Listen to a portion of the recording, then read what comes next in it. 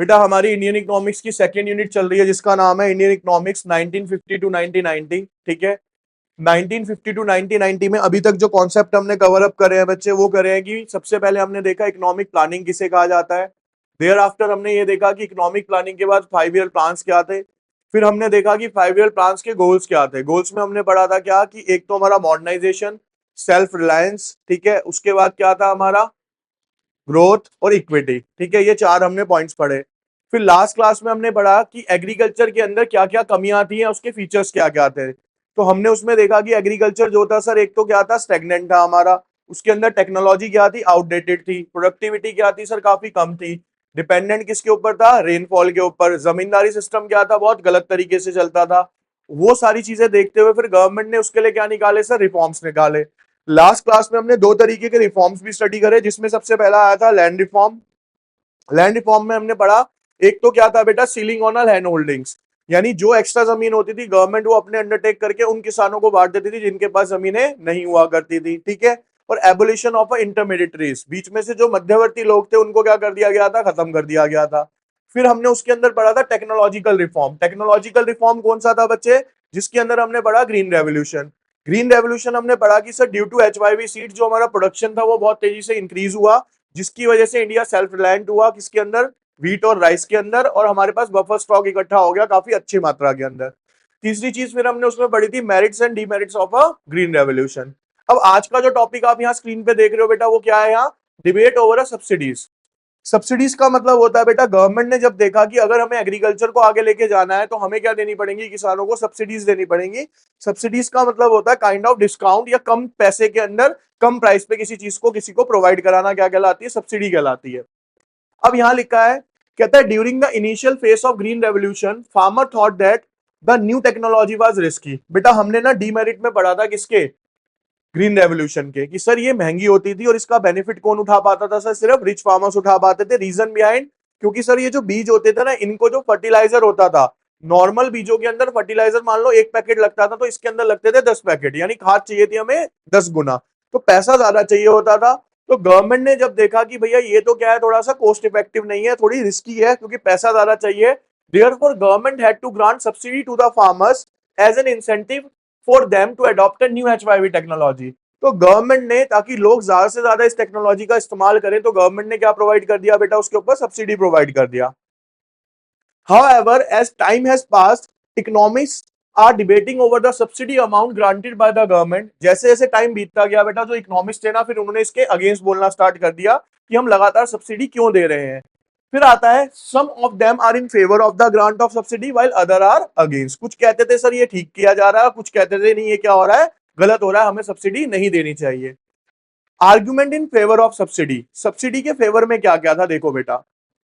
कहता है, some believe that the government should continue with agriculture subsidy because farming in India continues to be a risky business. कुछ लोगों का मानना यह था कि गवर्नमेंट को लगातार सब्सिडी देनी चाहिए, क्योंकि जो एग्रीकल्चर है बेटा, ये क्या है, रिस्की बिजनेस है भारत के अंदर, क्योंकि ये पूरा का पूरा किसके ऊपर डिपेंड करता है बच्चे, हमारे रेनफॉल के ऊपर डिपेंड करता है। ठीक है, दूसरा, most farmers are very poor and they will not able to afford the required inputs without the subsidy. और हमने ये भी पढ़ा बेटा पहले चैप्टर में भी और दूसरे में भी, कि हमारे यहाँ के फार्मर जो थे वो क्या थे बेटा, सारे के सारे गरीब थे, उनके पास पैसा नहीं था, इसलिए भी सब्सिडी देनी जरूरी थी। फिर आता है, eliminating subsidy will increase the inequality between rich and poor farmers and violate the goal of a equity. अगर बेटा हम सब्सिडी नहीं देंगे, ठीक है, और सब्सिडी जब हम देते हैं और उन किसानों को नहीं देंगे जो गरीब है, तो रिच और पुअर फार्मर्स का गैप क्या होता चला जाएगा, ये बढ़ता चला जाएगा। पुअर फार्मर कभी भी कामयाब नहीं हो पाएगा।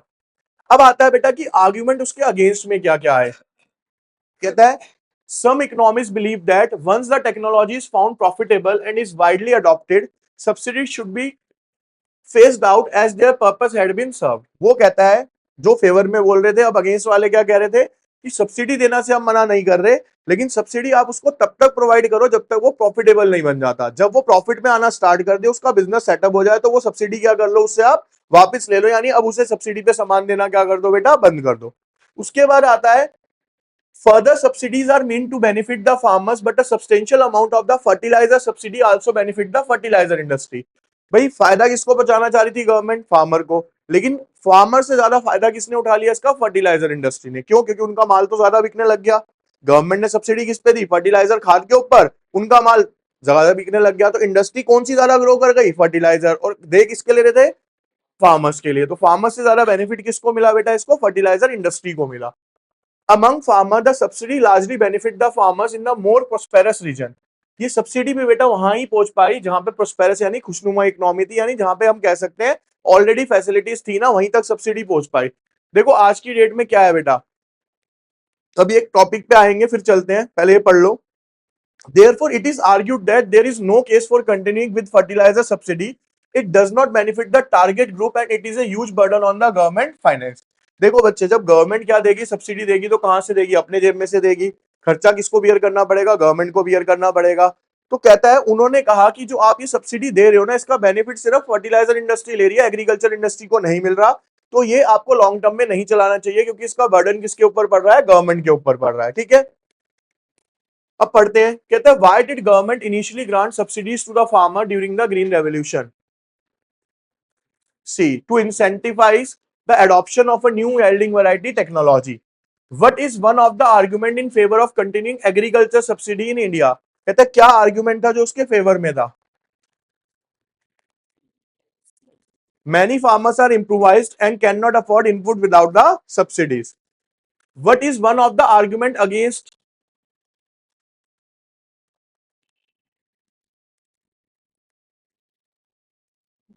ये वाला है बेटा, subsidy should be phased out once profitable technology is widely adopted. जब वो प्रॉफिटेबल बन जाए तो उसके बाद क्या कर देना चाहिए? हमें उसको खत्म कर देना चाहिए। Who primary benefit from the fertilizer subsidy in India? किसको सबसे ज्यादा बेनिफिट मिला बेटा? फर्टिलाइजर इंडस्ट्री को मिला। What is the main concern express regarding the impact of fertilizer subsidy on the government finance? Government के फाइनेंस पे इसका क्या इंपैक्ट पड़ रहा था बच्चे? कहते हैं दे place a burden, they place a burden on the government finance without effectively benefiting the intended targeted group. अच्छा आगे देखिए बेटा, अब देखो एग्रीकल्चर सेक्टर पूरा खत्म हो गया। ठीक है, हमने ये देख लिया एग्रीकल्चर में प्रॉब्लम क्या थी, हमने ये देख लिया उसके लिए रिजोल्यूशंस क्या क्या निकाले गए, क्या क्या रिफॉर्म्स निकाले गए। अब हमारा दूसरा सेक्टर कौन सा आता है सर? इंडस्ट्रियल सेक्टर आता है। अब हम यहाँ पे पढ़ेंगे बेटा कि इंडस्ट्रियल सेक्टर पे गवर्नमेंट ने क्या काम करा। कहते हैं इंडस्ट्रियल डेवलपमेंट, तीन फेज थे इसके। कहते हैं industry provide employment which is more stable than the employment in agriculture. हम सबको बताया बच्चे की जो इंडस्ट्री के अंदर एम्प्लॉयमेंट जनरेट होता है वो ज्यादा स्टेबल होता है किसके कंपैरिजन में? Agriculture, because agriculture is a seasonal. ठीक है, एग्रीकल्चर क्या है? एक तरीके से सीजनल ऑक्यूपेशन है, उसमें 6 महीने आपको काम मिलेगा, 6 महीने काम नहीं मिलेगा। It promote modernisation and overall prosperity. और इंडस्ट्रीज की वजह से क्या देखने को मिला बेटा? ऑल ओवर प्रोस्पेरिटी आई। और क्या देखने को मिला? Modernisation. It also develop agriculture and thus help in exploitation of a resources.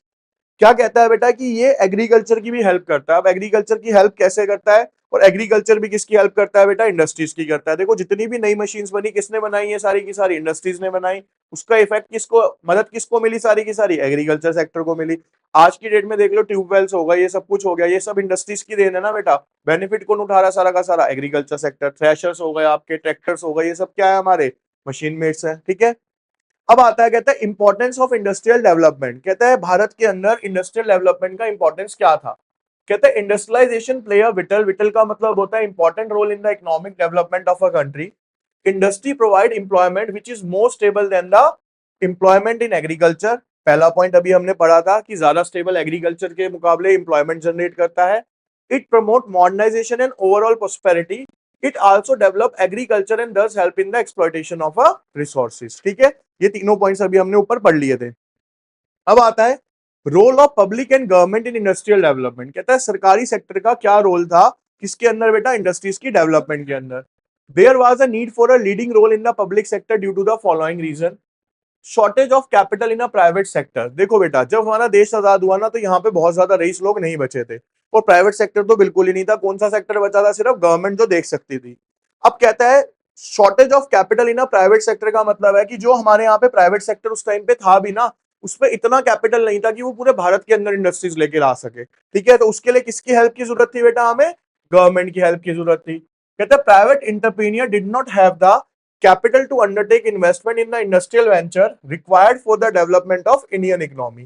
यानी किसी भी प्राइवेट एंटरप्रेन्योर के पास इतना पैसा नहीं था कि वो सारा का सारा पैसा लगा के ऑल ओवर इंडिया के अंदर क्या लेके आ सके? डेवलपमेंट लेके आ सके। At the time of independence Tatas and Birlas were only the well known private entrepreneur. जब बेटा 1921 था ना, 1921 के अंदर सबसे पहले इंडस्ट्री लगी थी भारत के अंदर अंग्रेजों के टाइम पे ही, वो लगी थी टाटा और बिरला की, ठीक है ना। यानी बहुत पुराने हैं ये, जब हमारा देश आजाद भी नहीं हुआ तब से टाटा कंपनी चल रही है, काम कर रही है हमारे यहाँ पे। As a result, the government had to make a industrial investment to the public sector undertaking। तो इसीलिए बेटा रीजन पड़ी कि क्योंकि प्राइवेट एंटरप्रीनियर्स नहीं है, इंडस्ट्रियल सेक्टर को अगर ग्रो करवाना है तो हमें किसकी रिक्वायरमेंट थी बेटा, पब्लिक यानी सरकारी सेक्टर की रिक्वायरमेंट थी कि वो भी उसके अंदर अपना रोल प्ले करे और अपने पैसे को इन्वेस्ट करे। फिर आता है बेटा lack of incentive for the private sector. एक और रीजन था, देखो बेटा आज की डेट में ना हर प्राइवेट सेक्टर इंडिया में काम करने के लिए तैयार बैठा है, क्योंकि उसे पता है हम जो भी बनाएंगे वो बिकेगा। आज देखो बेटा एक छोटा सा एग्जांपल समझो, आप ये बताओ गाड़ियों की आपके अकॉर्डिंगली नई गाड़ियों की मार्केट बढ़ी है या पुरानी गाड़ियों की मार्केट बढ़ी है? पुरानी गाड़ियों की, बिक दोनों ही रही है, समझ रहे हो। नई गाड़ी आती है उसका भी वेटिंग पीरियड है। जो पुराने डीलर बैठे हैं करोल बाग या बड़ी बड़ी मार्केट्स में, नेहरू पैलेस और यहाँ पे, ये भी क्या भरे बैठे हैं, सबके पास ग्राहक खड़ा है। क्यों? क्योंकि इंडिया एक इकोनॉमी ऐसी है बेटा जहां पे डिमांड बहुत सारी है। ऐसे ही बेटा फोन्स की बात कर लो, नए फोन्स की मार्केट बढ़ी है पुराने की, तब भी पुराने की दिखेगी। यानी पुराना भी बिक रहा है, और ऐसा नहीं है नया बिकना बंद हो जाता है, नया भी बिक रहा है, वही नया 2 4 6 महीने बाद पुराना होकर बिकना स्टार्ट हो जाता है। क्योंकि बेटा इंडियन इकोनॉमी एक ऐसी इकोनॉमी है, आज की डेट में आप यहाँ पे जो भी बेचना चाहो, आपके प्रोडक्ट में अगर थोड़ा सा भी दम है तो आप यहाँ पे बिजनेस लेके आ सकते हो और अपने बिजनेस को आगे लेके जा सकते हो। अब लेकिन उस टाइम की जब मैं बात कर रहा हूँ 1947 में, तो मार्केट इस तरीके से नहीं थी, क्योंकि लोगों के पास पैसा था नहीं। लोग बड़ा सोच समझ के क्या करते थे बेटा, प्रोडक्ट लिया करते थे। तो जो प्राइवेट एंटरप्रेन्योर थे ना, उनको रिस्क लगता था कि यार मैंने प्रोडक्ट तो बना दिया, लेकिन अगर मार्केट में नहीं बिका, किसी ने नहीं खरीदा, तो मैं लॉस में चला जाऊंगा। और जो प्राइवेट एंटरप्रेन्योर था उसके पास भी इतना पैसा नहीं था कि वो रिस्क ले सके। तो इसलिए उस टाइम पे प्राइवेट सेक्टर इंडस्ट्रियल सेक्टर में इन्वेस्टमेंट करने के लिए तैयार नहीं था। The Indian market was not big enough to encourage the private industries to undertake a major products, even if they had the capital to do so. और उसके पास पैसा भी होता था ना, तो वो रिस्क नहीं लेता था बेटा, due to the limited size of the market. क्योंकि उस टाइम पे जो मार्केट का साइज था वो क्या था बेटा, बहुत लिमिटेड था। There was a low level of demand for the industrial good. और इंडस्ट्रियल गुड्स की डिमांड ही क्या होती थी बेटा, बहुत कम होती थी, ठीक है। देखो बच्चे, जैसे जैसे डेवलपमेंट होता चला गया ना, तो चीजें बढ़ती चली गई, और डेवलपमेंट के साथ साथ ये चीजें आई हैं। पहले देखो आज की डेट में घर बनाना सबसे महंगा हो गया, क्योंकि जमीनें महंगी है। पहले के टाइम पे देखो क्या है, बेसिकली समझना कुछ चीजों को, इंडस्ट्रियल गुड्स की डिमांड क्यों नहीं थी, समझ लो। बेटा अगर आज हम हाउसिंग की कॉस्ट की बात करें, तो करोड़ों में जा रहा हाउस। उस टाइम पे क्या था बेटा, सारा किससे बनता था, वुड से। वुड क्या था बेटा, फ्री ऑफ कॉस्ट, नेचुरल, है ना। आज की डेट में आप एक बार मार्बल लगा लेते हो, उसी के ऊपर पोछा लगता रहता है जब तक मकान बना रहता है, 40 साल 50 साल 100 साल ऐसे होता है। लेकिन गांव या किसी की विलेज होगी, अगर आप वहां पे जाओगे ना, तो लगभग हर हफ्ते नया फर्श डलता है बेटा वहां। हर हफ्ते नया फर्श का मतलब क्या है, जो पुराने गांव के लोग होंगे उन्हें पता होगा, आज भी ना वहां पे गोबर से बनता है फर्श। किससे बनता है, काऊ डंग से। वो डेली किचन, और स्पेशली मैं आपको बताऊं, जो महाराष्ट्र वगैरह की साइड जाओगे ना साउथ में, इवन चलो वो भी थोड़े पैसे वाले हो गए तो उन्होंने भी कंक्रीट के घर बना लिए, लेकिन किचन अभी भी आपको किससे मिलेगी बेटा, गोबर से ही फर्श डालते हुए मिलेगी। क्योंकि गोबर को क्या माना गया, बहुत ज्यादा प्योर माना जाता है। हमें लगता है कि उसकी वैल्यू नहीं है, लेकिन जिनको उसकी वैल्यू पता है वो उसकी वैल्यू के हिसाब से वहां पे काम करते हैं। अब हमारे अगर किचन में शहरों के अंदर गोबर आ जाए तो आप खाना बंद कर दोगे। वहां पे फर्शी किससे डल रहे हैं, प्रॉपर के प्रॉपर, और हर हफ्ते चेंज हो जाते हैं, क्योंकि उसको क्या माना जाता है, प्योर माना जाता है। और देखो सोच का डिफरेंस है, वही गोबर अब आपको वैसे मिल जाए, आपका पैर सन जाए, आप बुरा मान जाते हो। और उसके बिना बेटा कोई पूजा भी नहीं होती। नवरात्रि में अग्यारी करते ही किससे, उपले से करते हो। उपले के बिना कोई पूजा कर पा रहे हो? अगर वो इतना बेकार होता या प्योर नहीं होता तो पूजा के अंदर थोड़ी रख देते उसे, ठीक है। पहले फ्री ऑफ कॉस्ट आता था, आज भी वो भी 10 10 रुपए के बिकने लग गए। तो अब टाइम देखो कैसे चेंज हो रहा है, गोबर भी एक फॉर्म में आके बिकना स्टार्ट हो चुका है, जो कि फ्री ऑफ कॉस्ट आता था आज की डेट में, ठीक है ना। तो ये फ्री था, सारा कुछ क्या था बेटा यहाँ पे, इंडस्ट्रियल गुड। अब बात करते हैं आज की डेट में बेटा, नहाने पीने खाने पीने का तुम्हारा बहुत लंबा चौड़ा सा हिसाब किताब है। किसी का फेस वॉश अलग है, ठीक है, किसी का शैम्पू अलग है, किसी का कंडीशनर अलग है, बहुत कुछ है बेटा। यहाँ पे इस टाइम पे साबुन था ही नहीं, ठीक है ना। बेसिकली क्या होता था उस टाइम पे बेटा, मिट्टी ऐसी होती थी ना, मिट्टी बहुत प्योर हुआ करती थी, ठीक है ना। और आपने देखा भी होगा कि आज की डेट में तो वो मिट्टी आती भी नहीं, जिसे आप क्या बोलते थे, एक मुल्तानी मिट्टी बोलते हैं। वो प्योर आपको दिल्ली में मिलेगी नहीं, सब केमिकलाइज्ड ही आ रही है, पैकेट्स में आने लग गई है। अगर छोटे बाजार वगैरह में जो पुराने बैठे हुए हैं उनके पास आपको प्योर मिल जाएगी, सबने उसी से नहाया है, ठीक है। किसी ने कभी इन चीजों का इस्तेमाल ही नहीं करा। आप ये लगा लो, होली खेलते हो, होली पे बहुत ज्यादा आपने ग्रीस लगा ली, जो मर्जी पक्का रंग लगा लो, आप कुछ भी मत करो भाई, सिंपल सा होता था। हमने जब उतारे अपने टाइम में, बेसन ले लो, उसमें सरसों का तेल डाल लो, ठीक है, वो लगा के बैठ जाओ, 1 घंटा धूप में बैठो, ऐसे करोगे 7 ही कलर उतर जाता था पूरा, वापसी के वापसी ऐसे हो गए। आज की डेट में क्या हो रहा है भाई साहब, ये ले आओ, सारे सीधे कहाँ जाते हो, सैलून पे, भाई डिटेन कर दे, भाई ब्लीच कर दे, भाई ये कर दे, हो गया ना। ये सब क्या हो गया, वो केमिकलाइज्ड हो गया, क्योंकि इंडस्ट्रियल सेक्टर आ गया।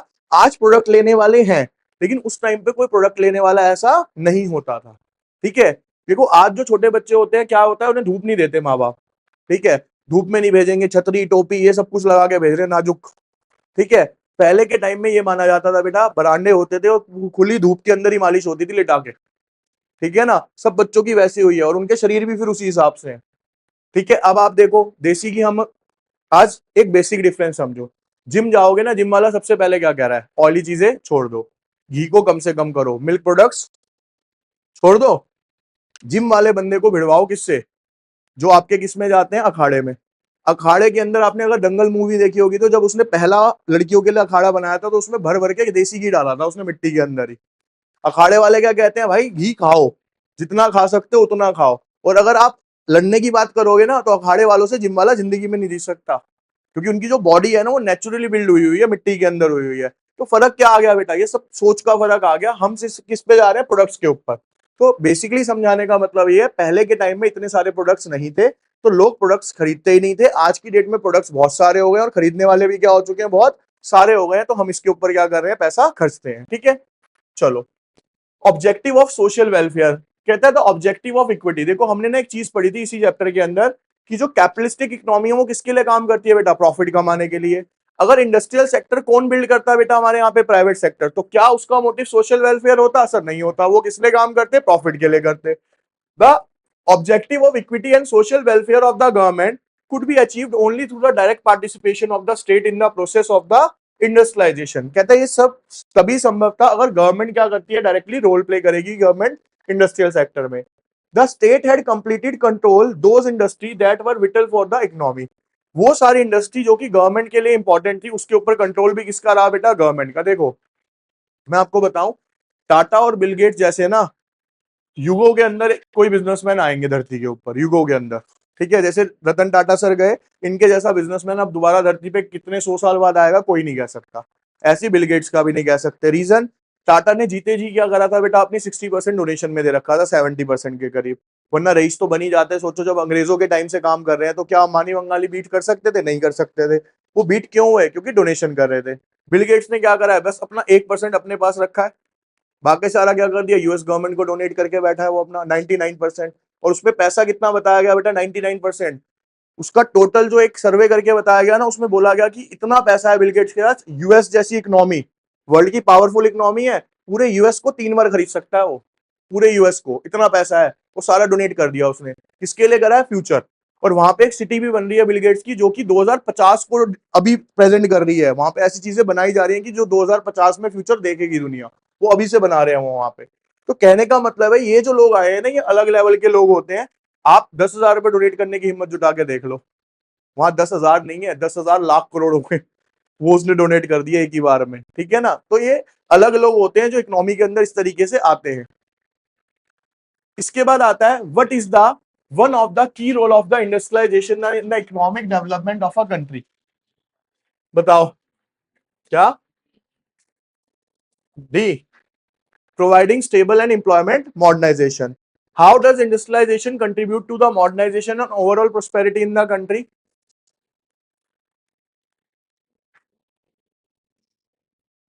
By driving economic growth and increasing the standard of living.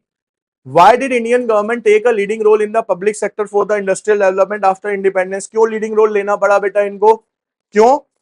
To achieve a social welfare and equity objective. What was the primary reason for the Indian government direct participation in the industrial through public sector undertaking? क्या था बेटा? Due to shortage of capital in the private sector for a large industrial venture, क्योंकि private sector के पास इतना पैसा नहीं था। Why did private entrepreneur in India have limited incentive to undertake major industrial project at the time of independence? C, due to the limited size of the market and low demand for the industrial goods। ठीक है, बेटा यहाँ पे industrial policy 1956, जिसको हम famously जानते हैं, इसका जो मेन नाम चलता है वो चलता है आईपीआर 1956। अब ये आईपीआर 1956 था क्या बेटा, ये इंडस्ट्रियल पॉलिसी के अंदर लाया गया सबसे बड़ा रेजोल्यूशन था उस टाइम का, ठीक है, क्रांति कह सकते हो आप। Classification of industries into 3 categories. हमने बेटा इस रेजोल्यूशन के अंदर इंडस्ट्रीज को ना 3 मेजर पोर्शंस में डिवाइड कर दिया था। उन 3 पोर्शंस की अगर हम बात करें तो शेड्यूल ए था comprise industry that would be exclusively owned by the state, यानी वो इंडस्ट्री जो कि कौन चलाता था बेटा हमारे यहाँ पे, स्टेट, यानी कि कौन चला रही थी, हमारी गवर्नमेंट सेक्टर चला रहा था। कौन चलाता है बच्चे यहाँ पे, गवर्नमेंट सेक्टर, ठीक है। शेड्यूल बी जो आया बच्चे आपका यहाँ पे, 12 industry were placed which would be progressively stayed on. इसके अंदर सिर्फ हमने क्या करी बेटा, 12 इंडस्ट्रीज अलग से स्पेसिफाई करी जो कौन चलाती थी, हमारी गवर्नमेंट। तीसरा आया consisting of the remaining industry which were to be in the private sector, यानी जो शेड्यूल ए और बी में नहीं आई थी उनको किसमें डाल दिया बेटा हमने, फिर प्राइवेट सेक्टर को दे दिया था। अब एक एक करके डिटेल में पढ़ेंगे हुआ क्या था इसके अंदर। देखो शेड्यूल ए के अंदर the first category comprise the industry that would be exclusively owned by the state. ये वो इंडस्ट्रीज थी बेटा जो पूरे तरीके से कौन चलाती थी, हमारी गवर्नमेंट चलाती थी। कहता है in this schedule 17 industries were including like arms and ammunition, atomic energy, heavy and core industry, aircraft, oil, railway, shipping etcetera. यानी जो देश के लिए सबसे ज्यादा जरूरी चीजें थी वो गवर्नमेंट ने सारी की सारी अपने अंडर रखी। उसको चलाता कौन था बेटा, हमारे यहाँ पे सरकार चलाती थी। शेड्यूल बी के अंदर in this schedule 12 industries were placed which would be progressively state owned. The state would take the initiative of setting up the industries and private sector will supplement the efforts of the state. इसके अंदर ना दोनों मिलके काम करते थे बेटा। State क्या करती थी, उस इंडस्ट्रीज को लगाती थी, और प्राइवेट सेक्टर किसकी हेल्प करता था, गवर्नमेंट की हेल्प करता था उसको ग्रो करने के अंदर। This schedule include industry like aluminium, other mining industry, machine tools, fertilizer और एक्सेट्रा। इसके अंदर ये वाली इंडस्ट्रीज रखी। शेड्यूल सी के अंदर this schedule consisted of remaining industry which were to be in the private sector. जो ए और बी में नहीं आई वो बाकी सारी उठा के किसमें डाल दी गई बेटा, शेड्यूल सी के अंदर। जो कौन कंट्रोल करता था, पूरा का पूरा private sector. The state would facilitate and encourage the development of these industry. These industries were controlled by the state through a system of licence enforced under the industrial development and regulation act 1951। बेटा यहाँ पे ना government ने एक scheme चलाई थी, लेकिन क्या, प्राइवेट सेक्टर को यह कहा गया कि अगर आप काम करना चाहते हो तो आपको किसके अंडर करना पड़ेगा, लाइसेंसिंग सिस्टम के अंदर करना पड़ेगा। लाइसेंसिंग सिस्टम का क्या मतलब था कि अगर आप कोई इंडस्ट्री खोलना चाहते हो तो आपको उसके लिए गवर्नमेंट से पहले क्या लेना पड़ेगा, लाइसेंस लेना पड़ेगा। उस लाइसेंस की बेस पे आपको गवर्नमेंट अथॉरिटी देगी किसी काम को करने की। उस लाइसेंस में बेटा ये सब लिखा होता था कि आप क्या प्रोड्यूस कर सकते हो, कितनी क्वांटिटी में कर सकते हो, सब डिटेल्स कौन देती थी, गवर्नमेंट देती थी उनको। अब आता है बेटा क्या, यहाँ पे industrial licensing. Private sector was kept under a state control through a system of licence. Private sector को कंट्रोल करने के लिए गवर्नमेंट ने कौन सी पॉलिसी बनाई बेटा, एक तरीके से, ठीक है, लाइसेंस सिस्टम बनाया। An industrial licence is written permission from the government to an industrial unit to manufacture good. Industrial licence होता क्या था बेटा, एक रिटर्न परमिशन होती थी कि हमने प्राइवेट सेक्टर को क्या दे दी, एक परमिशन दे दी कि आप इस गुड्स का प्रोडक्शन कर सकते हो। No new industry was allowed unless a licence was obtain from the government. कोई भी नई इंडस्ट्री तब तक नहीं आ सकती थी जब तक वो गवर्नमेंट से क्या नहीं ले लेती, licence. It was used for promoting industry in the backward region and it was easier to obtain a licence. The industrial unit was established in a economical backward area. ये गवर्नमेंट ने बेटा ये सोच के भी किया क्योंकि देखो आज की डेट में दिल्ली के अंदर इंडस्ट्री लगाने के लिए सब एग्री हो जाएंगे, लेकिन अगर ये कहा जाए कि किसी पिछड़े हुए इलाके में जाके लगाओ तो कोई एग्री नहीं होगा। तो उस टाइम पे भी यही हालात चल रहे थे। तो गवर्नमेंट को दिखा कि यार बैकवर्ड एरिया में तो कोई जा ही नहीं रहा, तो गवर्नमेंट जान के लाइसेंस ही कहां पे देती थी, बैकवर्ड एरियाज में देती थी, ताकि वहां पे भी क्या हो सके, डेवलपमेंट हो सके, ठीक है। In addition such unit were given concession such as tax benefit and electricity at a lower tariff. और जो लोग बेटा उस टाइम पे बैकवर्ड एरियाज में क्या करते थे, इंडस्ट्रीज लगाते थे, उनको गवर्नमेंट कुछ बेनिफिट्स और देती थी, जैसे कि टैक्स के अंदर, और बिजली जो देती थी वो क्या देती थी, सस्ते दामों पे देती थी। The purpose of this policy was to promote regional equality. Government का मेन मोटिव ये था कि बेटा भारत के हर प्रांत के अंदर, पिछड़े हुए इलाके के अंदर क्या हो, डेवलपमेंट हो सके, इसलिए उन्होंने ऐसा किया था। Even an existing industry had to obtain a license for expanding output for diversifying production, producing a new variety of good. This was meant to ensure that the quantity of the goods produced was not more than the what the economy required. मान लो बेटा पहले से कोई industry काम कर रही है, उसे क्या करना है, कोई नई चीज बनानी है, तो उसके लिए भी उसे गवर्नमेंट से क्या लेनी पड़ती थी, पहले परमिशन। क्योंकि रिसोर्सेज क्या थे बेटा, लिमिटेड, इतना पैसा नहीं हुआ करता था। तो गवर्नमेंट ये नहीं चाहती थी कोई भी अनइवन चीज बन जाए जिसकी मार्केट में कोई डिमांड नहीं है, तो गवर्नमेंट सब कुछ अपने अंडर कंट्रोल रखना चाहती थी, इसलिए ये सिस्टम चलाया गया। Licence to expand production was given only if the government was convinced that economy required a large quantity of the good, और वो लाइसेंस के अंदर एक्सटेंशन तभी दिया जाता था जब गवर्नमेंट को लगता था सीरियसली कि हाँ भाई इस लाइसेंस की क्या है, यहाँ पे रिक्वायरमेंट है या फिर एक्सपेंशन की जरूरत है, तभी वो देती थी। Under the Industrial Policy Resolution 1956, which schedule include industry owned by the state? C, state वाली A, ठीक है। Which industry were categorized, C पे अटक गए हो तुम सारे। Which industry were categorized as progressively state owned under a Schedule B of the Industrial Resolution? कौन से को रखा गया था बेटा? कौन सा? Industry where the state took the initiative but allowed private sector participation. Schedule B कौन सा था? जिसमें प्राइवेट और गवर्नमेंट दोनों सेक्टर मिलकर क्या करते थे? काम करते थे। What was the main purpose of the industrial licensing system during the period of 1956? क्या था? To regulate and control the private sector. Why did government encourage industrial unit to establish themselves in the economical backward area under a licensing system? क्यों किया था बेटा? To promote regional equality. Under the licensing system of Industrial Policy Resolution 1956, when was a license granted for the expanding production or diversifying production? कब किया गया बेटा बताओ? C, only if the government was convinced of the need. अगर government को लगता था कि वो प्रोडक्ट जरूरी है तभी वो करती थी, अदरवाइज नहीं करती थी। ठीक है।